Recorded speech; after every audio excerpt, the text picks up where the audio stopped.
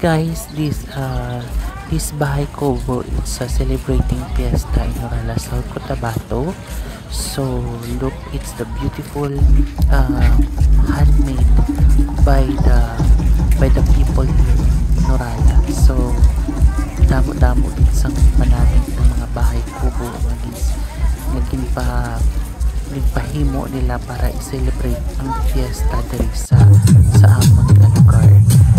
Guys, actually ang amon na pwesto diri sa amon nga lugar ang nagtaog, which is the name of Lapos mo ang nakapangalan ng bahay kubo.